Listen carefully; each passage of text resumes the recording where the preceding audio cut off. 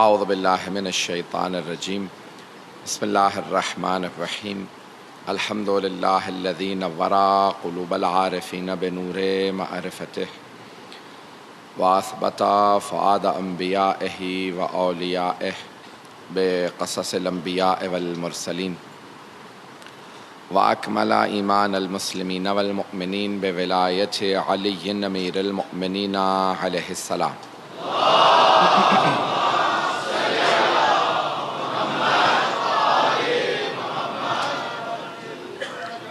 والصلاة والسلام والتحیۃ والاکرام علی افضل الموجودات العبد المؤید والرسول المسدد المصطفى الامجد المحمود الاحمد اعنی ابا القاسم محمد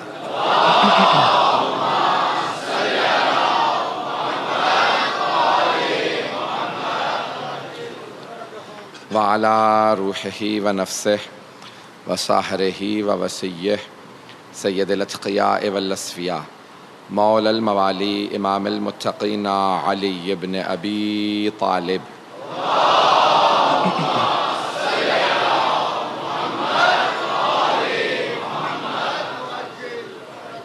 وعلى اوصیائه لا سیما بقیت اللہ فی الارضین روحی وارواح العالمین لتراب مقدمہ الفدا واللعنة الدائمة على أعدائهم أجمعين من الآن إلى قيام يوم الدين أما بعد فقد قال الله الحكيم في كتابه الكريم بسم الله الرحمن الرحيم فأقم وجهك للدين حنيفا فطرة الله التي فطر الناس عليها لا تبديل لخلق الله ذلك الدين القيم ولكن أكثر الناس لا يعلمون صدق الله العلي العظيم صلوات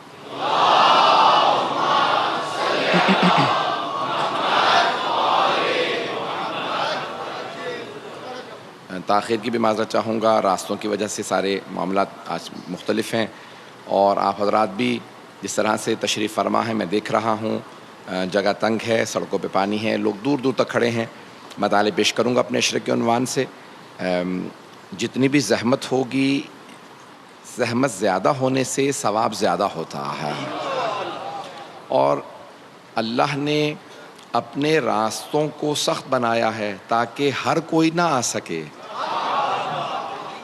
اہل بیت کے راستے پہ چلنا آسان نہیں ہے، اس لیے صرف و صرف ایمان والے ہی اس راستے پہ چلتے ہیں، اور دین حنیف ہے۔ فاقم وجہک للدین حنیفہ، جیسے تنگ تنگ بیٹھے ہیں، میں بہت دیکھ رہا ہوں سبر جیسے بیٹھے ہیں، سن لیجئے گا مطالب کو۔ فاقم وجہک للدین حنیفہ، دین حنیف کی طرف، صحیح راستے کی طرف قیام کیجئے، یعنی توجہ کیجئے۔ چہرے کی توجہ نہیں ہے، دل کی توجہ کا نام صحیح دین ہے۔ انسان کی توجہ دین حق کی طرف ہو، تو ہم نے کہا دین حق کی پہچان یہ ہے کہ رسول اسلام کا یہ اس دین حق کا تذکرہ آسمانی کتابوں میں ہونا چاہیے۔ کل میں نے اسی بات کو پیش کیا تھا، اسی بات کو آگے بڑھانا چاہتا ہوں۔ کچھ حوالے میں نے کل عرض کیے تھے، کچھ آج عرض کرنا چاہتا ہوں۔ آواز سب کو آ رہی ہے میری؟ تو عزیزان گرامی، میں نے کل عرض کیا تھا کہ آسمانی کتابوں میں رسول خدا کا تذکرہ پایا جاتا ہے، اور اللہ نے قرآن کریم میں بتایا ہے کہ گزشتہ کتابوں میں رسول خدا کا نام احمد بتایا ہے، کہ یأتی من بعدہ اسمہ احمد۔ قرآن نے کہا ہے کہ جناب عیسیٰ نے اپنے حواریوں سے کہا کہ میرے بعد ایک نبی آئیں گے، ان کا نام احمد ہوگا۔ اب سمجھ میں آیا کہ رسول اسلام کی والدہ نے نام احمد کیوں رکھا تھا؟ نہیں پہنچا پایا بات کو۔ رسول خدا کے دادا نے نام محمد رکھا، والدہ جناب آمنہ نے نام احمد رکھا۔ جب لوگوں نے پوچھا نا جناب عبد المطلب سے، اے عبد المطلب، آپ اس پورے قریش کے سردار ہیں، مکے کی سرزمین کے سردار ہیں، سب لوگوں نے اپنے وہ تو بڑا آدمی کو جو خاندان کا بزرگ ہوتا تھا بچے کو ہاتھ میں لیتا اور بتاتا ہے سمیتہ عبد العزیٰ، عبد الحی، جو بھی میں نے نام رکھا، میں نے عزیٰ جو ایک بت تھا اس کے نام پہ، عبد الحبل اپنے بیٹے کا نام رکھا، یہ رکھا وہ رکھا۔ تو اسی دن جس دن سب نے اعلان کرنا تھا، تو جناب عبد المطلب نے، رسول خدا کے دادا نے، اپنے ہاتھوں پہ رسول خدا کو اٹھایا اور کہا سمیتہ محمد، میں نے اپنے اس پوتے کا نام محمد رکھا ہے۔ تو سب لوگوں نے سننے کے بعد کہا اے عبد المطلب، ہم نے آج تک کسی بچے کا نام محمد نہیں سنا، عربی زبان کا لفظ ہے اور سب جانتے تھے. تو آپ سے پوچھا کہ آپ نے بیٹے کا نام, اپنے پوتے کا نام محمد کیوں رکھا؟ کہا کیونکہ میں دیکھ رہا ہوں, محمد یعنی جس کی بہت زیادہ تعریف ہو. کہا کیونکہ میں دیکھ رہا ہوں دنیا میں سب سے زیادہ رکھنے جانے والا نام بھی محمد ہوگا اور سب سے بلند نام بھی محمد ہوگا. نہیں پہنچا سکا, پھر بھی نہیں پہنچا سکا, مجمع کی توجہ, پھر بھی بات نہیں پہنچا سکا. جناب عبد المطلب نے اس زمانے کے جتنے بھی کافر و مشرک تھے ان سے کہا میں اس پوتے کو دیکھ کے یہ بتا سکتا ہوں اس کا نام سب سے زیادہ رکھا جائے گا اور سب سے بلند اس کا نام ہوگا. ابھی قرآن نہیں آیا, قرآن نے بتایا وَرَفَعْنَا لَكَ ذِكْرَكَ, ہم نے آپ کے ذکر کو بہت بلند بنایا ہے. جناب عبد المطلب جناب سرور کائنات کی ولادت پہ بتا رہے ہیں کہ یہ نام بہت بلند ہوگا, اس لیے میں نے پوتے کا نام محمد رکھا ہے. لوگ کہتے ہیں محمد کے پاس علم غیب نہیں تھا.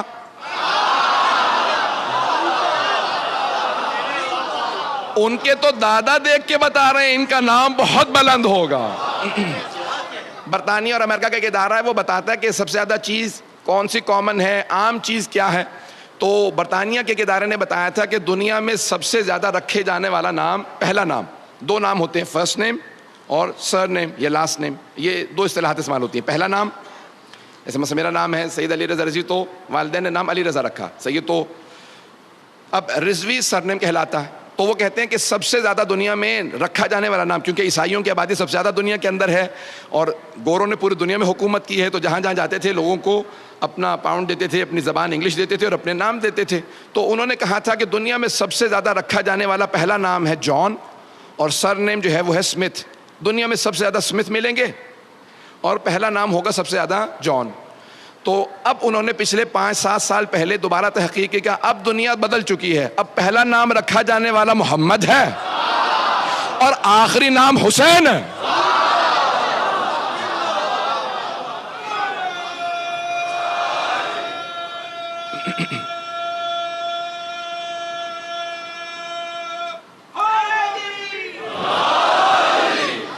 تو عزیزان گرامی, دنیا, اللہم صلی علی محمد. یہ جو 5-10 منٹ ختم ہو گئے, میں جلدی اسی لیے رفتار سے چل رہا ہوں کہ عزیزان گرامی, دنیا کے اندر آسمانی کتابوں میں رسول اسلام کا نام آنا تھا. تو دادا نے نام رکھا محمد اور جناب آمنہ نے نام رکھا احمد, اور 5 ہستیاں بھیجی گئی تھیں پیغمبر سے پہلے تاکہ پیغمبر کے لیے حفاظت کا انتظام کریں. ان 5 ہستیوں کے جلدی نام گنوا دوں جو ہمارا عقیدہ ہے, سننا چاہیں گے؟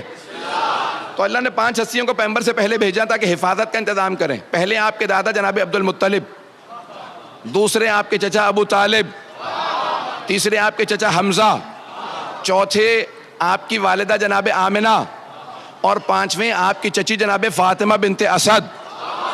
نہیں پہنچا سکا. ان 5 ہستیوں کو اللہ نے پہلے بھیجا تاکہ حفاظت کا انتظام کریں, اور یہ سب حفاظت کرتے تھے جب تک کہ اللہ نے سلطان النصیرہ کو نہیں بھیجا. وہ سلطان النصیرہ علی ابن ابی طالب ہے.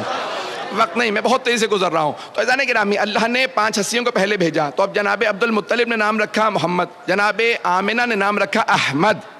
تو اب یہ اللہ قرآن میں فرما رہا ہے کہ جناب عیسیٰ نے اپنے حواریوں سے کہا کہ میرے بعد یأتی من بعد اسمہ, کہ بتا دیجئے سب کو. اللہ نے کہا اپنے حواریوں کو, اپنے ماننے والوں کو بتا دیں عیسیٰ کہ آپ کے بعد ایک نبی آنے والا, نام ہوگا احمد. اب جناب عبد المطلب نے نام رکھا محمد.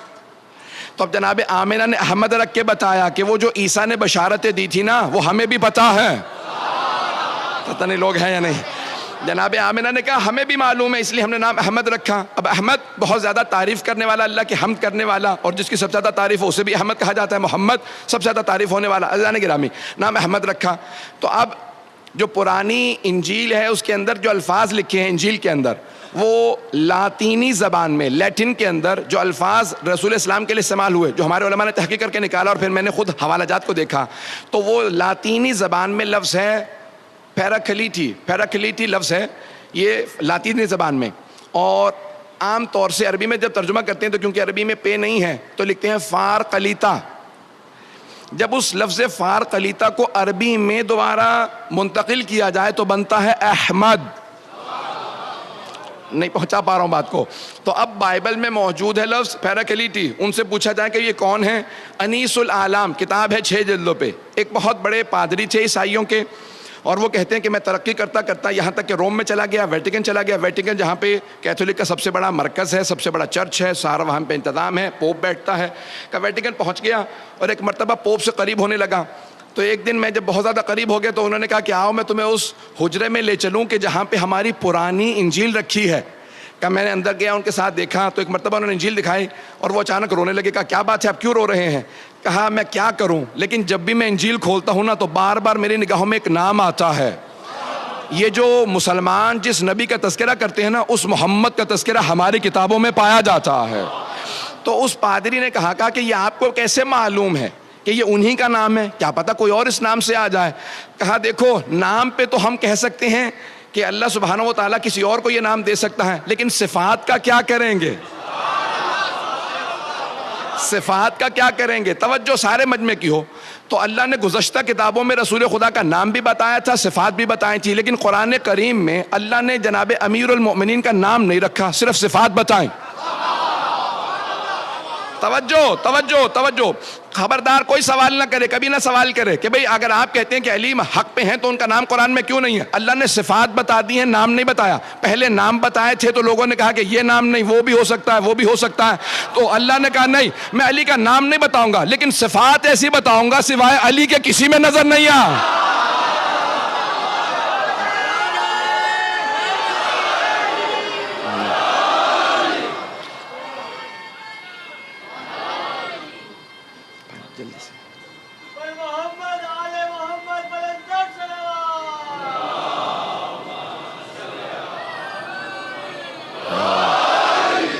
توجہ ہے زانے گرامی. تو اب اللہ سبحانہ و تعالیٰ نے قرآن کریم کے اندر صفات کو بتایا ہے، اور صفات بتاتی ہیں. حبیب خدا کی وہاں صفات کو بیان کیا تھا. میں جلدی سے ایک اشارہ کر کے آگے بڑھوں، اگر سننا چاہیں گے جناب امیر میں.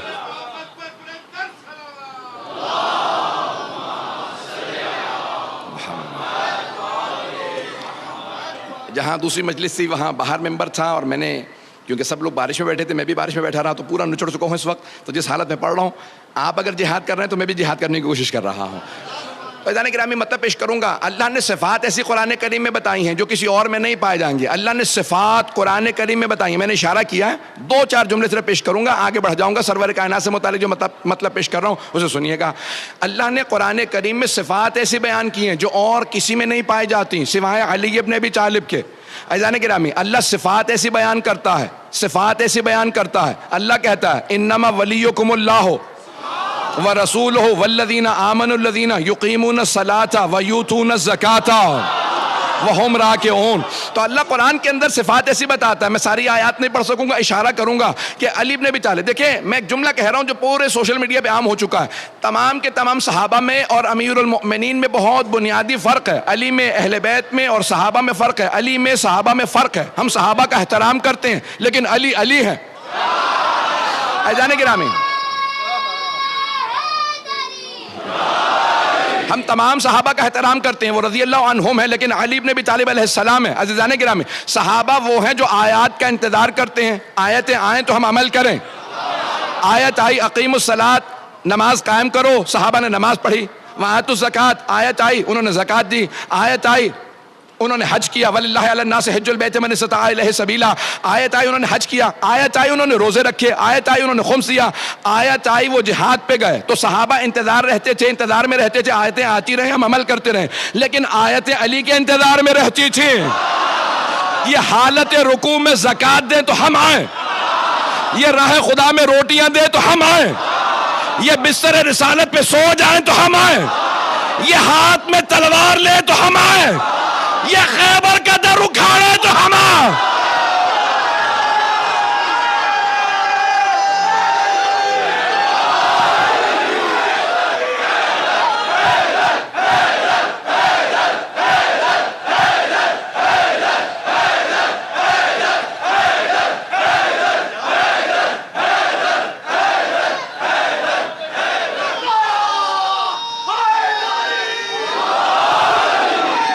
توجہ فرمائے جانے کے رامی.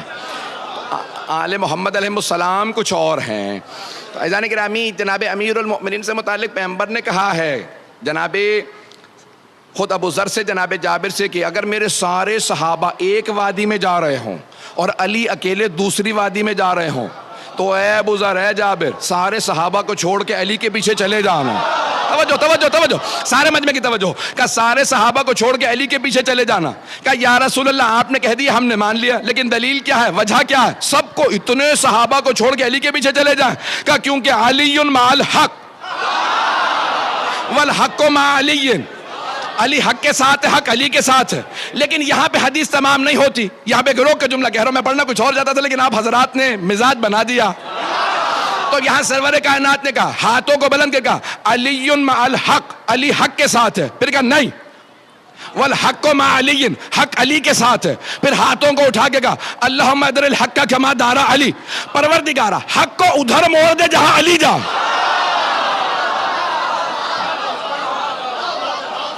میں اپنے انداز سے کہوں, پیغمبر یہ فرما رہے ہیں پروردگارہ حق کو اتنا ادب سکھا دے وہ علی کی پیروی شروع کر دے.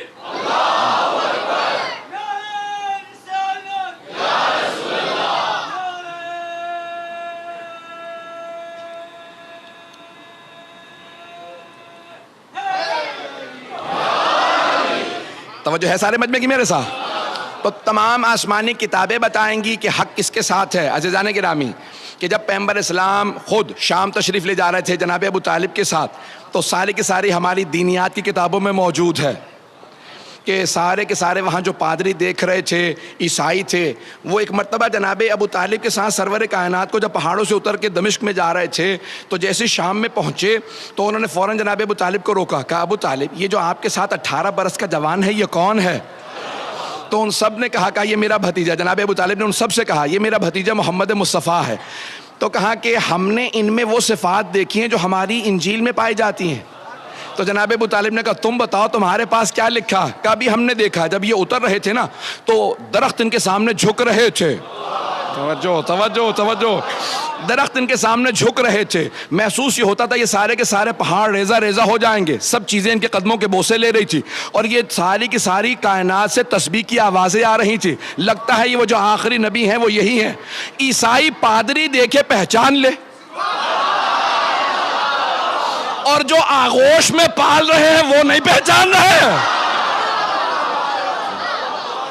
عزیزان گرامی, وہ صفات تھی جناب سرور کائنات میں. یہاں تک کہ جب جناب فاطمہ بنت اسد مادر امیر المؤمنین مدینے آئیں تو صحابیات نے سوال کیا, جو بیویاں پیغمبر پہ ایمان لے کے آئی تھی, کہا ہے فاطمہ بنت اسد آپ نے سرور کائنات کو پالا ہے, کچھ بچپنے سے متعلق بتائیں گی؟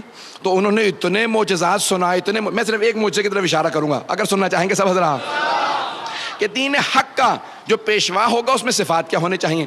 تو کہا کہ رسول خدا کو بچپنے سے خرمے بہت پسند تھے, تو میں بہترین جو خرمے ہوتے تھے نا چن کے ان کے لیے رکھ دیتی تھی کہ جب گھر آئیں گے تو خرمے کھا لیں گے, کھجور کھا لیں گے.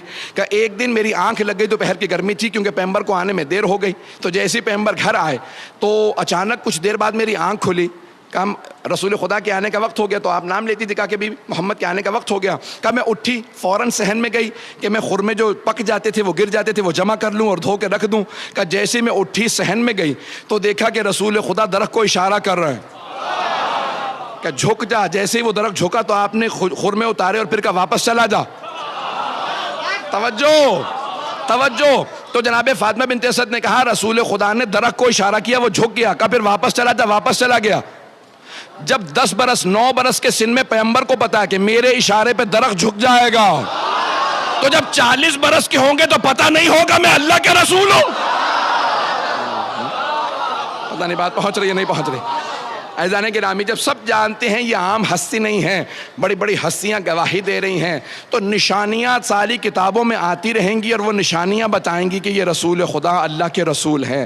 نشانیاں بہت سی ہیں, میں بہت جلدی شاید میں نے کبھی پیش کیے ہوں, پڑھ چکا ہوں. اس وقت میں اتنی مجالس پڑھ رہا ہوں کہ مجھے یہ یاد نہیں رہتا کہ کون سی چیز کہاں پڑھی ہے, اس کے لیے معذرت. اگر کبھی آپ نے سنا ہو کہ اب نشانیاں علامہ محمد باقر مجلسی نے حق الیقین میں, بحار الانوار میں, اور سید نعمت اللہ جزائری نے انوار النعمانیہ میں, اور بزرگوں نے مختلف کتابوں میں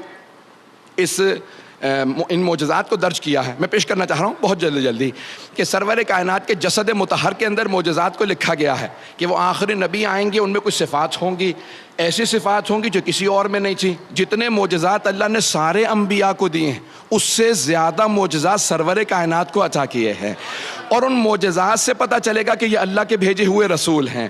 وہ معجزات بتائیں گے. تو اب 24 معجزات جسد مطہر میں ہیں، رسول اسلام کے جسم مبارک میں ہیں، جسد مطہر میں ہیں. رسول اسلام کے جسد مطہر کے اندر 24 معجزات علماء نے درج کیے ہیں. سننا چاہیں گے تو میں پڑھوں گا. آپ کی توجہات عقیدتوں محبتوں کی نظر کر رہا ہوں، زیادہ وقت نہیں لوں گا، آدھے گھنٹے کے اندر بات مکمل ہو جائے گی، میرا آپ سے وعدہ ہے. تو عزیزان گرامی 24 معجزات میں سارے نہیں پڑھوں گا، جتنے پڑھ سکوں گا جہاں تک وقت رہا اور جتنے آپ میں طاقت ہوئی سننے کی میں پیش کروں گا. جسم مبارک میں علماء نے لکھا رسول اسلام کے 24 معجزات کا، جہاں سے بھی رسول خدا گزرتے تھے سر پہ ایک ابر رہتا تھا، ایک بادل رہتا تھا، کیونکہ خالق کو یہ برداشت نہیں تھا کہ ان کے سائے پہ کسی کے پاؤں آ جائیں، ان کے سائے پہ بھی کسی کے پاؤں نہ آئیں. اب اگر کبھی کسی نواسے کو کاندھوں پہ سوار کریں تو پھر ماننا پڑے گا خالق کی اجازت تھی. میں بہت تیزی سے گزروں گا. تو پیغمبر اسلام نے پیغمبر اسلام سے متعلق 24 معجزات علماء نے درج کیے ہیں. پہلا، سر پہ ہمیشہ ابر رہتا تھا، ایک بادل رہتا تھا. دوسرا، قد آور سے قد آور آدمی جب پیغمبر کے سامنے آتا تو رسول اسلام سر سے لے کے گردن تک اونچے نظر آتے تھے. کوئی بھی بلند قامت سے بلند قامت آدمی پیغمبر کے سامنے آتا تو سر سے لے کے گردن تک چھوٹا نظر آتا تھا. پیغمبر بہت زیادہ لمبے نہیں تھے لیکن وہ آدمی پھر بھی چھوٹا نظر آتا تھا. صحابہ کہتے تھے یا رسول اللہ یہ کیا ماجرا ہے؟ کہا میرے خالق کو منظور نہیں کوئی مجھ سے اونچا نظر آئے. نہیں لوگ ہیں یا نہیں؟ یہ دوسرا معجزہ بھی میں نے صرف پیش کیا ہے. تیسرا معجزہ علماء نے لکھا ہے، کہا کہ آپ کا جو پسینہ تھا اس سے خاص خوشبو آتی تھی جو نہ کسی گلاب میں تھی، نہ کسی پھول میں تھی، نہ کسی عطر میں تھی. آپ کے پسینے سے خاص خوشبو آتی تھی. توجہ ہو، پسینے سے خاص خوشبو آتی تھی، جسم مطہر سے خاص خوشبو آتی تھی. ایسی خوشبو آتی تھی کہ جہاں سے آپ گزر جاتے تھے 1 سے 2 دن تک کافر و مشرک جب وہاں آتے تھے تو سونگ کے بتاتے تھے لگتا ہے محمد گزرے ہوں گے. تو دوسرا پوچھتا کیسے معلوم؟ کہ وہ جو خوشبو ان کے بدن سے آتی ہے نا وہ اس جگہ سے آ رہی ہے. اب سمجھ میں آیا یہ حدیث قصہ میں جب دونوں شہزادے گھر میں آتے ہیں تو جناب سیدہ سے کیوں کہتے ہیں انی اشم عندک رائحۃ طیبۃ کأنہا رائحۃ جد رسول اللہ. مادر گرامی آپ کے پاس سے ایسی خوشبو آ رہی ہے جیسے نانا کے بدن سے آتی ہے. تو جسد مطہر سے ایسی خاص خوشبو آتی تھی جہاں سے گزرتے لوگ بتاتے کسی بغیر خوشبو کے ایسی خوشبو آتی تھی. سنیں گے نا معجزہ کہ جسد مطہر سے خوشبو آتی تھی. ایک اور کہ جب راستے پہ چلتے تھے تو بعض اوقات کچے پہ چلتے تھے، گارے پہ، ریت پہ، مٹی پہ چلتے تھے، قدموں کے نشان نہیں بنتے تھے. اور بعض اوقات چٹانوں پہ پاؤں رکھتے جاتے تھے، نشان بنتے جاتے تھے. اب سمجھ میں آیا یہ قدم گاہ کے نشان کیوں ہیں. بعض اوقات پاؤں چٹانوں پہ رکھتے تو نشان بنتے چلے جاتے. تو بعض علماء نے لکھا کہ اگر بعض صحابہ نے سوال کیا یا رسول اللہ بعض اوقات ہمیں لگتا ہے کہ آپ مٹی پہ نہیں چل رہے ہیں، اس سے اوپر چل رہے ہیں، آپ کے نشان نہیں بنتے اور چٹانوں پہ نشان بنتے چلے جاتے ہیں بعض اوقات، یہ کیا وجہ ہے؟ کہا میں اختیار رکھتا ہوں جہاں چاہوں میرے قدموں کے آثار باقی رہیں. ارے جسے قدموں کے آثار پہ اختیار ہو کیا دلوں پہ اختیار نہیں ہوگا؟ تو کہا کہ اور کیا معجزات ہیں؟ کہ جناب سرور کائنات کی پیشانی سے خاص نور نکلتا رہتا تھا، خاص نور نکلتا تھا پیشانی سے، کہ یہاں تک کہ امہات المؤمنین کہتی ہیں دن میں اگر سوئی کھو جاتی تھی تو ہم رات کا انتظار کرتے تھے.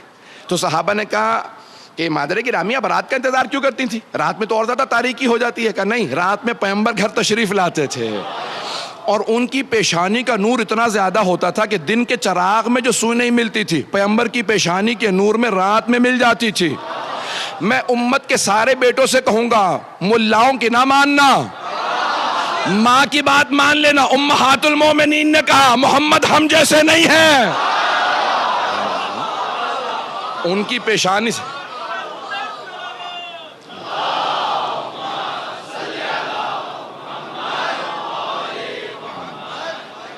توجہ ہے میرے ساتھ مجمع کی؟ کہا یہ 24 معجزہ میں سارے نہیں پیش کر رہا ہوں، جلدی جلدی پیش کروں گا. کہا جسم مبارک سے خاص پیشانی سے خاص نور نکلتا تھا. آپ کے بال اور ناخن بڑھتے نہیں تھے، بال بڑھتے نہیں تھے، جیسے تھے ویسے ہی رہتے تھے. صرف ایک مرتبہ سر کے بال حجۃ الوداع کے موقع پہ سر منڈوایا تو سارے صحابہ نے آپ کے منہ مبارک، فارسی میں منہ کہتے ہیں اسی لیے منہ مبارک کہا جاتا ہے، پیغمبر کے بال نہیں کہتے، منہ مبارک کہتے ہیں. تو صحابہ کرام نے سارے کے سارے پیغمبر اسلام کے مبارک آپس میں تقسیم کر لیے، اور وہ فرماتے تھے ہم ہاتھوں پہ رکھ کے جب دعا مانگتے تھے دعا قبول ہوتی تھی. توجہ توجہ، سارے مجمع کی توجہ ہو. ماننے پہ آتے ہیں تو منہ کو مان لیتے ہیں، بال کو مان لیتے ہیں، اور نہیں ماننے پہ آتے تو آل کو نہیں مانتے. تو منہ مبارک تو جانے گا، وقت نہیں ہے میرے پاس، ساتھ ساتھ چلتے رہیے گا، جس محبت سے آپ سن رہے ہیں اسی سے سنتے رہیے گا. بس میری بات پہنچ جائے، یقین مانیے کہ آج کی مجلس ہو گئی. جانے گرامی، اب تو منہ مبارک پیغمبر اسلام کے ناخن نہیں بڑھتے تھے، جب سفر کرتے ناخن کاٹتے نہیں تھے. پوچھا کیوں؟ کہا ایسا نہ ہو کہ کاٹ کے پھینکے لوگوں کے پاؤں آئیں. تو کہا منہ مبارک، اور آپ کے ناخن بڑھتے نہیں تھے. توجہ رکھیے گا، یہ معجزات ہے پیغمبر کے، عام نہیں ہے پیغمبر اسلام کی ہستی. تو آپ کے منہ مبارک، آپ کے ناخن، یہاں تک لکھا ہے کہ سرور کائنات جب وضو کرتے تھے تو صحابہ وضو کا پانی بہنے نہیں دیتے تھے. یہاں تک کہ خود شیخ مرتضیٰ مطہری نے بھی لکھا، بڑے بڑے علماء نے لکھا، صحابہ کرام فوراً ظرف لے کے آتے، برتن لے آتے. کہ پیغمبر کے وضو کا پانی گرنے نہ دینا. جب پیغمبر وضو کر رہے ہوتے تھے تو وہ فوراً ظرف نیچے رکھ دیتے، یہ پیغمبر کے بدن سے مس ہوا پانی ہے، لے جانا، بیماروں کو پلانا، شفا مل جائے گی. تو صحابہ کرام تبرکن پیغمبر کے بدن سے مس ہوا پانی لے جاتے تھے، تبرکن.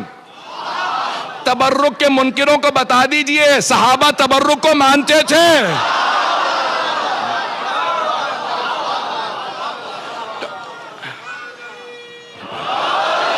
جانے گرامی، اب یہ سارے معجزات جسد مطہر سے متعلق ہیں، سرور کائنات کے، کہ جسم مبارک کے اندر ایسے ایسے معجزات ہیں سرور کائنات کے. میں پیش کر رہا ہوں آپ کو، اگر سننا چاہیں گے حضرات آگے بڑھوں گا. یہاں تک کہ جناب خدیجۃ الکبریٰ نے میسرہ اپنے خادم سے پوچھا تھا جو ان کا منشی تھا کہ جب تم سفر میں ساتھ تھے تو تم نے کیا غور کیا؟ کہا بی بی جب رات کو خیمے نصب کر دیے جاتے تھے، سب لوگ زمین پہ اپنے بسترے لگا کے سو جاتے تھے، تو جب بھی کوئی خیمے میں آتا تو اشارہ کر کے بتا دیتا تھا یہ محمد سو رہا ہے. تو کہا میسرہ پتہ کیسے چلتا تھا؟ کہا بی بی سارے کے سارے افراد جب سو جاتے تھے تو رات کی تاریکی تھی تو پتہ نہیں چلتا تھا کون کون ہے، لیکن جب محمد مصطفیٰ سوتے تھے نا تو پورے بدن کو ڈھانپ لیتے تھے کالی چادر سے. اور سارے ہمارے بھائی بھی آج تک نعتیں پڑھتے ہیں، اے کالی کملی والے تجھ پہ لاکھوں سلام. پیغمبر کالی کملی پہلے تو سنت ہے، ہم شیعہ کالے کپڑے پہنے تو بدعت ہے. توجہ توجہ توجہ، وقت نہیں ہے نعروں کا، میں بہت ہی سے چل رہا ہوں. تو اب یہاں پہ سارے کے سارے افراد بولیں گے، مجھے پورا یقین ہے، جملہ پیش کر رہا ہوں. کہ پورے بدن کو ڈھانپ کے کالے رنگ کی چادر اوڑھ کے پیغمبر سو جاتے تھے، پورا بدن ڈھانپ کے سوتے تھے، پورا بدن ڈھانپ کے سوتے تھے. پھر بھی ہم دیکھ کے بتاتے تھے یہ محمد سو رہے ہیں. بی بی نے کہا کیسے پتا چلتا تھا؟ میسرہ کیسے پتا چلتا تھا؟ کہ بی بی جب سارے سو رہے ہوتے تھے تو وہ سب کے سب تاریکی میں ہوتے تھے، لیکن جب محمد مصطفیٰ سوتے تھے تو ان کے بدن سے نور چھن چھن کے نکلتا تھا، کالی چادر سے بھی نور باہر آ رہا ہوتا تھا. ہم نور دیکھ کے بتا دیتے تھے یہ محمد سو رہے ہیں. تو اب مجھے کہہ لینے دیجئے، اگر پیغمبر کو شب ہجرت کسی کو اپنے بستر پہ سلانا ہو تو کسی ایسے کو سلائیں گے جس کے جسم سے ویسا ہی نور نکلتا ہو.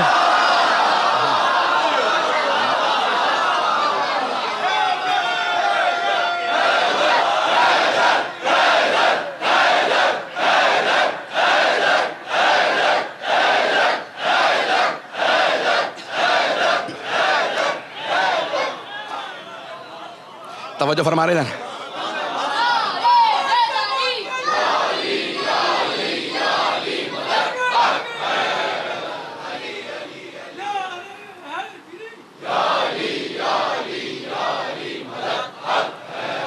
توجہ فرما رہے جانے گرامی.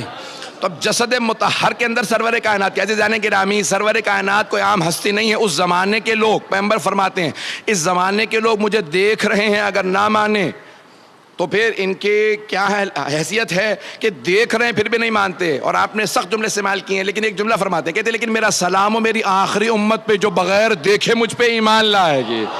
پیغمبر نے سلام بھیجا اپنی آخری امت پہ، کہ بغیر دیکھے ایمان لے آئیں گے. تو جتنی کتابوں کے اندر رسول اسلام کے جسم سے متعلق، اور ایسے ایسے معجزات لکھے ہیں کہ خود چاند کے 2 ٹکڑے کرنا۔ عزیزان گرامی، ناسا جو امریکہ کا سب سے بڑا ادارہ مانا جاتا ہے خلا سے متعلق، اسپیس سے متعلق جو تحقیقات کی جاتی ہیں، اس کا نام ہے NASA، ناسا۔ تو انہوں نے باقاعدہ ابھی پچھلے دن ایک رپورٹ آؤٹ کی تھی، اور اس کے بعد پھر کسی مسلمان نے اس پہ آرٹیکل لکھا تھا، کہا جب چاند پہ گئے تو خود چاند کے اوپر ایک عجیب سی لکیر نظر آئی ہے، جیسے چاند کو کاٹ کے دوبارہ جوڑا گیا۔ نہیں ہے حضرات، وانشق القمر، سورہ قمر کے اندر ہے کہ چاند کو تم نے نہیں دیکھا کہ ہمارے حبیب نے چاند کے 2 ٹکڑے کیے، ایک ٹکڑے کو مشرق بھیجا، دوسرے کو مغرب۔ آج بھی جب سائنس کھل کے اعلان کرے گی تو ماننا پڑے گا محمد مصطفیٰ کے معجزات سب سے زیادہ ہیں۔ رسول اسلام نے معجزات، دین حق کی سب سے بڑی نشانی، حقانیت رسول خدا کی سب سے بڑی نشانی ان کے وہ تمام معجزات، ان کا تذکرہ جو ساری کتابوں میں پایا جاتا ہے۔ صرف ایک اور میں بات کہنا چاہوں گا، اگر اس کو بھی سب غور سے سن لیجئے گا۔ شاید آپ نے سنا ہو، میں نے چند برس پہلے خود کسی صاحب نے مجھے کلپ بھیجا تھا، مجھے تو ٹی وی دیکھنے کا موقع نہیں ملتا، تو بعض اوقات سوشل میڈیا سے ہی پتہ چل جاتی ہیں چیزیں، لوگ فارورڈ کر دیتے ہیں۔ اب تو الحمدللہ اس کو میں نے بہت کم کر دیا، اس میں بہت زیادہ وقت ضائع ہوتا تھا، ہر طرح کی چیزیں لوگ بھیجتے رہتے ہیں۔ تو اس کے اندر کسی صاحب نے کلپ بھیجا، ایک صاحب کا، آپ کے کوئی مولانا کے کسی مسلک سے بات کر رہے تھے ٹی وی پہ، کہنے لگے کہ رسول خدا نے جتنے معجزات سارے انبیاء کو دیے ہیں اس سے زیادہ معجزات رسول خدا کو دیے ہیں، لیکن ایک شے رسول خدا کو اللہ نے عطا نہیں کی، وہ ہے شہادت۔ اور پھر کہنے لگے کہ نہیں، لیکن شہادت کی 2 قسمیں ہیں، سری اور علنی۔ سری شہادت، چھپی ہوئی شہادت، علنی آشکار شہادت، کھلی ہوئی شہادت۔ چھپی ہوئی شہادت زہر سے ہوتی ہے، کھلی ہوئی شہادت تلوار سے۔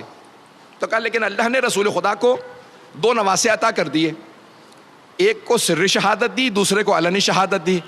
حسن مجتبیٰ کی شہادت زہر سے ہوئی، اور حسین ابن علی علیہ السلام دونوں کی ان کی شہادت ہوئی تلوار سے۔ تو اللہ نے رسول خدا کو 2 نواسے دے دیے، تو ان کو شہادت نہیں دی تھی، ان دونوں کو شہادت دے دی، تو ان دونوں کی شہادت ان کی شہادت نہیں ہے، رسول خدا کی شہادت ہے۔ البتہ ہمارا عقیدہ یہ ہے کہ خود رسول خدا کی بھی شہادت، ان کو زہر دیا گیا ہے، میں اس میں نہیں جا رہا، لیکن ایک جملہ یہاں پہ ضرور کہوں گا، بغیر مولانا کا نام یہاں پہ آپ کے سامنے ذکر کیے۔ وہ کہتے ہیں کہ ان 2 نواسوں کی شہادت ان کی شہادت نہیں ہے، ان دونوں کی شہادت رسول خدا کی شہادت ہے، کیونکہ یہ دونوں رسول خدا کے نمائندے تھے۔ تو چھپی ہوئی شہادت بھی رسول خدا کی شہادت، اور کھلی ہوئی شہادت بھی رسول خدا کی شہادت۔ حسن مجتبیٰ کی شہادت بھی رسول خدا کی شہادت ہے، اور حسین ابن علی کی شہادت بھی رسول خدا کی شہادت ہے۔ میں نے مان لیا مولانا صاحب، لیکن ایک جملہ میں بھی کہنا چاہوں گا، اگر ان دونوں کی شہادت ان کی شہادت نہیں، رسول خدا کی شہادت ہے، تو پھر یہ بھی مانیے ان دونوں کا قاتل ان کا قاتل نہیں، رسول خدا کا قاتل،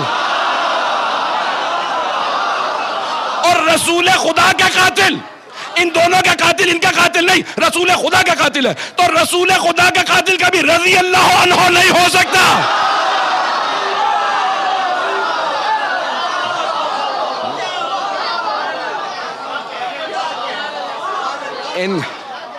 ان دونوں کا قاتل کبھی بھی رضی اللہ عنہ نہیں ہو سکتا، کیونکہ ان دونوں کی شہادت رسول اسلام کی شہادت ہے، تو ان دونوں کا قاتل رسول خدا کا قاتل ہے۔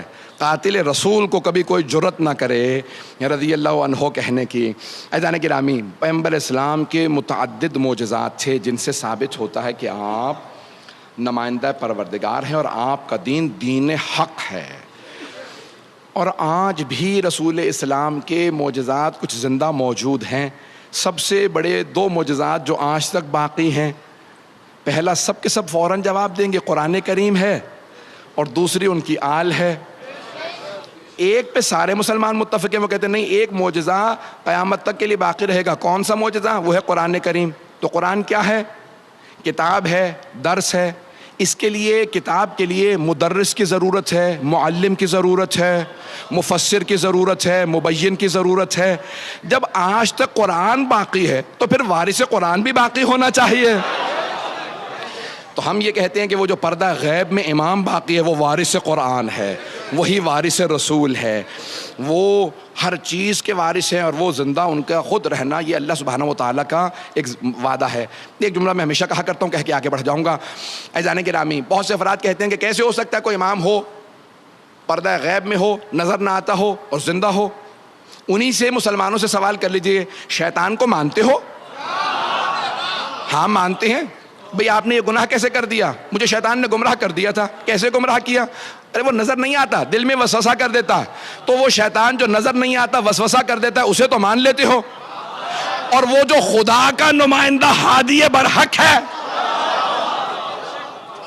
اسے ماننے سے کیوں انکار کرتے ہو عزیزان گرامی؟ جب پردہ غیب کے اندر کوئی چھپ کے گمراہ کر سکتا ہے تو پردہ غیب سے کوئی ہدایت بھی کر سکتا ہے۔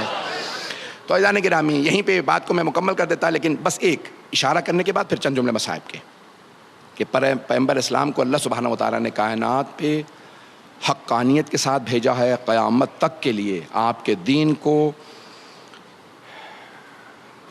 لازم و واجب قرار دیا ہے سب پہ اطاعت کے لیے، اور تمام انبیاء پہ بھی آپ کی اطاعت واجب ہے، ائمہ پہ۔ یہ رسول اسلام کا زندہ معجزہ ہے کہ آج آپ کا قرآن بھی باقی ہے اور آپ کا وصی بھی باقی ہے، اور جب جناب عیسیٰ بھی ظہور کریں گے تو رسول اسلام کے 12ویں وصی کے پیچھے کھڑے ہو کے نماز پڑھیں گے۔ تو پروردگارہ یہ سارا تو نے انتظام کیا۔ ہاں حقانیت کی بہت سی دلیلیں، اور ایک آپ کے جو فداکار تھے، جو آپ پہ قربان ہونے والے تھے، جو بڑی بڑی جلیل القدر ہستیاں، ان میں ایک نام ہے جناب حمزہ کا۔ میں نے بھی تذکرہ کیا تھا فضائل کے اندر بھی۔ مصائب بھی 2 جملے آج ان کے سن لیجئے، ان کے مصائب بہت کم پڑھے جاتے ہیں، میں نے شاید کبھی پیش کی ہوں تو سن لیجئے۔ عزیزان گرامی جناب حمزہ امام حسین علیہ السلام سے پہلے سید الشہداء، میدان احد میں ابو سفیان اور ہندہ نے ایک مرتبہ غلام خریدا، نام تھا اس کا وحشی، اردو میں آپ لوگ وحشی کہتے ہیں، عربی میں وحشی کہا جاتا ہے۔ وحشی یعنی بہت خونخوار درندہ صفت غلام تھا، حبشہ کا تھا، اور نیزہ اندازی میں بہت ماہر تھا۔ تو ابو سفیان اور ہندہ نے دونوں نے، یزید کے دادا دادی معاویہ کے والدین نے،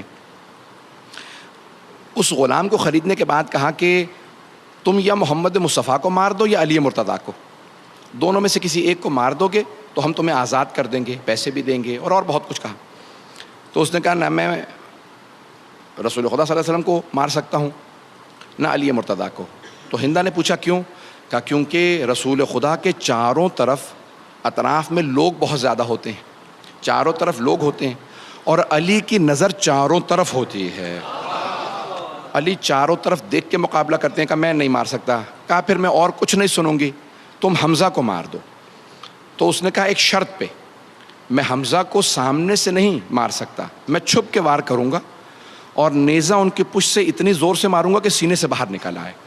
اس نے کہا ٹھیک ہے ہمیں منظور ہے، حمزہ کو مار دو۔ کہا وہ شیر کا شکار کرنے والے ہیں، میں سامنے سے وار نہیں کر سکتا۔ اس نے چھپنے کے بعد ایک مرتبہ جناب حمزہ کو میدان احد میں ایک ایسی برچھی ماری کہ پشت سے داخل ہوئی، سینے سے سامنے سے وہ نیزہ باہر نکل آیا۔ جناب حمزہ جب گر رہے تھے تو بار بار ایک ہی جملہ دہراتے تھے، یا رسول اللہ آپ تنہا رہ جائیں گے۔ اپنے جن سے انسان محبت کرتا ہے نا، ان کی تنہائی کا انسان کو بڑا صدمہ ہوتا ہے۔ اب سمجھ میں آیا، یہ جو میدان کربلا میں ہر امام حسین کے انصار میں سے شہید ہوتے ہوئے بس ایک ہی کہتے تھے، مولا ہمیں مرنے کا کوئی غم نہیں، لیکن آپ کی تنہائی کا بڑا صدمہ ہے کہ اے حسین آپ بالکل تنہا رہ جائیں گے۔ تو عزیزان گرامی جناب حمزہ جیسے ہی زمین پہ گرے نا، اس میدان احد میں بہت زیادہ واقعات ہو چکے تھے، بہت زیادہ حملے ہو چکے تھے، پیغمبر مختلف جگہوں پہ لوگ شہید ہو رہے تھے۔ تو جناب حمزہ کچھ دور فاصلے پہ شہید ہوئے تھے۔ ہندہ نے فوراً سینہ چاک کروایا، کہا کہ ان کا سینہ چاک کر کے مجھے ان کا کلیجہ نکال کے دے دو۔ تو ایک مرتبہ وحشی نے واقعاً سینہ چاک کیا اور کلیجہ نکالا۔ چھٹے امام فرماتے ہیں لیکن اللہ نے اس کلیجے کو اس لیے اتنا سخت کر دیا کہ کہیں کافرہ کے جسم کا جز نہ بن جائے۔ وہ کھانا چاہتی تھی، اس نے منہ میں رکھا، جب چبانا چاہا تو اس سے چب نہیں سکا۔ اسی لیے جب زیارت عاشورہ یا زیارات پڑھے نا تو چھٹے امام نے ہمیشہ جب بھی ہندہ پہ لعنت کیے تو ایک ہی جملہ کہا، وَبْنَ آکِلَةُ الْأَكْبَاتِ، کلیجہ چبانے والی کے بیٹے۔ کربلا میں آئے تھے کہ جنہوں نے ہمارے چچا حمزہ کا کلیجہ چبایا تھا۔ پیغمبر اسلام کو اس بات کا بڑا غم تھا۔ پھر اس نے ایک مرتبہ جب کلیجہ چبایا نا تو چبا نہیں اس سے، تو اس نے کہا کہ ان کا مسئلہ کر دو۔ مسئلہ اسلام میں حرام ہے۔ مسئلہ کیا ہوتا ہے؟ کہا کہ ان کی ناک کاٹو، ہونٹ کاٹو، کان کاٹو، ان کی آنکھیں کاٹو، اور اس کے بعد سارے ہاتھوں کی انگلیاں کاٹو، پاؤں کی انگلیاں کاٹو، ان کے اعضاء نکال کے ایک ہار بنا کے مجھے دے دو۔ ہندہ نے گلے میں پہنا، کہا میں مکے میں جا کے سب کو بتاؤں گی وہ جو شیر کا شکار کرنے والا حمزہ تھا نا، اس کے کلیجے کے ٹکڑے لے کے آئی ہوں۔ بس بھائی جب مسئلہ کر دیا، پیغمبر اسلام کو ابھی عجیب و غریب ایک کیفیت ہے. کسی بھی چچا سے اگر محبت ہو تو انسان کو تکلیف تو ہوتی ہے نا کہ ارے میرے چچا کا کیا عالم کیا. تو پیغمبر اسلام نے ایک صحابی سے کہا میرے چچا کی کیا خبر ہے، ذرا جاؤ جا کے دیکھ کے آؤ. وہ آئے، آ کے دیکھا کہ میں بری خبر پیغمبر کو نہیں دوں گا. پیغمبر نے کہا یا علی آپ خود جائیے. جب مولا پہنچے تو زار و قطار رونے لگے ہمارے چچا کو کس طرح سے مصلح کیا. اب پیغمبر خود اٹھے اور اٹھنے کے بعد اس جگہ پہ آئے جہاں جناب حمزہ تھے. اتنا روئے کہ پیغمبر زمین پہ غش کر کے گر گئے اور روتے جاتے تھے، کہتے جاتے تھے پروردگارا میرے چچا کا مصلح کر دیا، میرے چچا کا سینہ چاک کر دیا. میں ہاتھ جوڑ کے کہوں گا یا رسول اللہ آپ کے چچا کا مصلح ہوا، آپ سے برداشت نہیں ہوا. یا رسول اللہ ذرا کربلا میں آ کے دیکھیے آپ کے نواسے حسین کے سینے پہ گھوڑے دوڑا دیا گئے. لاشے پہ گھوڑے دوڑائے گئے. اجرکم اللہ، اجرکم اللہ. بس بھائی کوئی بخل نہ کرے. اجرکم اللہ. میرے گلے میں طاقت نہیں کہ میں اور پڑھ سکوں، 4 سے 5 منٹ کی زحمت دوں گا. بس بھائی جناب رسول اسلام بہت روئے. اتنا روئے کہ ایک مرتبہ مستورات مدینے سے آنے لگیں. جناب فاطمہ الزہرا آگے میرے بابا رو رہے ہیں. اور کون آیا جانتے ہیں؟ جناب صفیہ آ گئی، رسول خدا کی پھپھی ہیں، جناب حمزہ کی بہن ہیں. پہنچ گئیں کہاں پہ؟ میدان احد میں. کہا یا رسول اللہ مجھے اپنے بھائی کے لاشے پہ آنے دیں. رسول خدا نے ایک صحابی سے کہا میری پھپھی کو روک دو، کہو پیغمبر نے منع کیا ہے. جناب صفیہ نے کہا نہیں، میں نہیں مان سکتی کہ رسول خدا روکیں گے. کبھی کسی بہن کو بھائی کے لاشے پہ جانے سے نہ رو.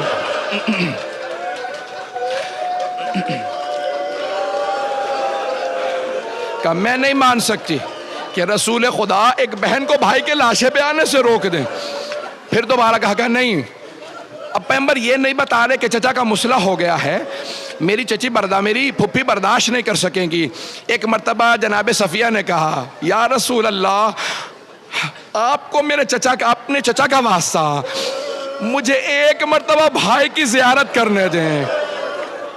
رسول خدا نے کہا ٹھیک ہے میں آنے دیتا ہوں، ذرا رک جائیے. پیغمبر نے اپنی ابا اتاری، اپنے چچا کے لاشے پہ ابا اڑا دی تاکہ بہن لاشا نہ دیکھے.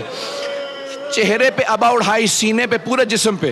جناب حمزہ بڑے قداور تھے، پیغمبر کی ابا پوری نہیں آئی. پیغمبر نے جناب امیر سے کہا یا علی جائیے جا کے کچھ جھاڑیاں لے آئیے، کچھ پتے لے آئیے، پاؤں پہ رکھ دے کیونکہ پاؤں کی بھی انگلیاں کاٹی گئی تھی. جناب امیر نے کھجور کے درخت کا پتا رکھا تاکہ پاؤں چھپ جائیں. جناب صفیہ آ گئیں. اب جناب رسول خدا جناب علی مرتضیٰ دونوں بھتیجے ہیں جناب صفیہ کے. جناب صفیہ آئی روتی ہوئی. ایک بہن جب بھائی کے لاشے پہ آئے تو بہت روتی ہے. جناب صفیہ بہت زیادہ رو رہی تھی. دیکھا چہرے پہ ابا چھپا رکھی ہے، انہیں نہیں معلوم مصلح ہو گیا، بیٹھ کے روتی رہی. روتے روتے اچانک انہوں نے چہرے سے ابا ہٹا دی. بس ابا کا ہٹانا تھا. جناب صفیہ لاشے پہ گر گئیں اور روتے ہوئے کہنے لگی ہائے میرے بھائی کا مصلح ہو گیا. بہت روئیں. میرے طرف دیکھیے گا آخری جملے. جب جناب صفیہ گر گئی نا، بے ہوش ہو گئیں، تو اب 2 بھتیجے موجود تھے. رسول خدا نے دایاں بازو پکڑا جناب صفیہ پھپھی کا، دوسرا بایاں بازو جناب مشکل کشا نے پکڑا. دونوں بھتیجوں نے پھپھی کو اٹھایا چچا کے لاشے سے، اور دونوں بھتیجے میدان احد سے پھپھی کو اٹھا کے مدینے لے آئے. جب بھی ہوش میں آتی ایک ہی بات پوچھتی میرے بھائی کا مصلح ہو گیا، اور بے ہوش ہو جاتی. دونوں بھتیجے بہت روتے رہے. اب میں کہوں گا یا رسول اللہ ذرا کچھ دیر کے لیے کربلا میں آئیے، وہاں بھی ایک بہن بھائی کے لاشے پہ آئی ہے. ایک بہن بھائی. میرے طرف دیکھیے گا بھئی، اب مجھ میں طاقت نہیں، 2 منٹ ذرا صبر کر لیں گے. اب آپ برداشت نہیں کر پا رہے. میری طرف دیکھیے گا. ایک بہن بھائی کے لاشے پہ آئیں. ایک بہن بھائی کے لاشے پہ آئیں. کیسے آئیں جناب زینب؟ امام سجاد کہتے ہیں جب میری پھپھی آئی نا میرے بابا کے لاشے پہ، تو میرے بابا کا طواف کرنے لگی. طواف کرتی جاتی تھی، روتی جاتی تھی. امام سجاد کہتے ہیں ایک نگینے کے برابر میرے بابا کے جسم پہ جگہ نہیں تھی کہ میری پھپھی بوسہ دے سکتی. پھر ایک مرتبہ میری پھپھی نے مدینے کا رخ کیا، رو کے کہا اماں یہ آپ کا حسین. پھر ایک مرتبہ کہا اماں آپ نے کہا تھا میری طرف سے حسین کے گلے کے بوسے دینا. بی بی کے ہاتھ پسے گردن بندھے تھے. ایک مرتبہ جناب زینب بیٹھی, جانتے ہیں کیسے بوسہ دیا؟ مولا کہتے ہیں کہ میری پھوپھی نے اپنے لبوں کو کٹے ہوئے گلے پہ رکھا اور چوم کے کہا اماں میں نے بوسہ دے دیا.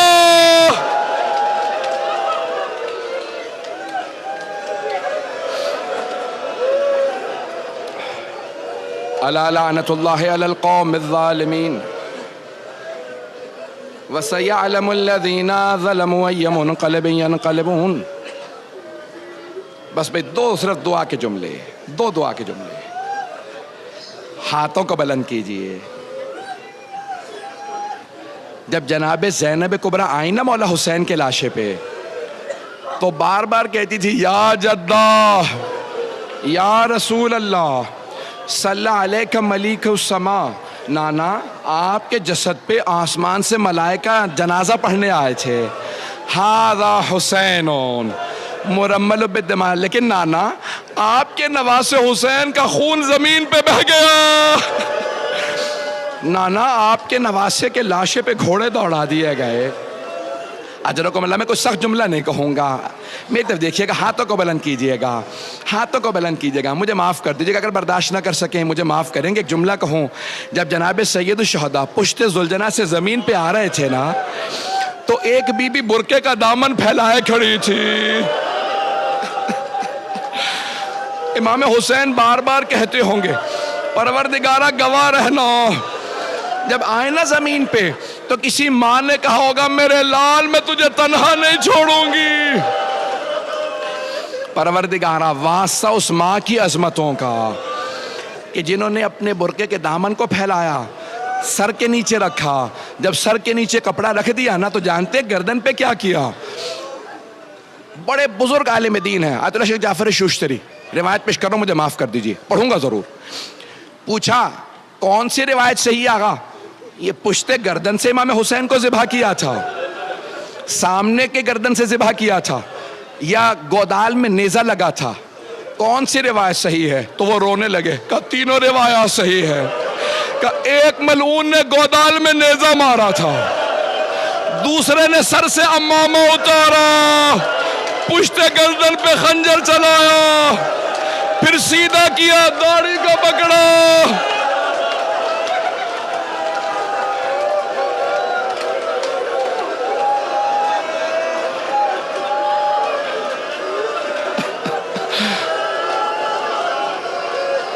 امام زمانہ کہتے ہیں میرا سلام و میرے جد حسین پہ, وَالشِّمْرُ جَالِسٌ عَلَى صَدْرِهِ. جب شمر سینے پہ سوار تھا, آخذٌ بِلِحْيَتِهِ, داڑھی کو پکڑ رکھا تھا. 70 قدم کے فاصلے پہ ایک بہن کھڑی رو رہی تھی.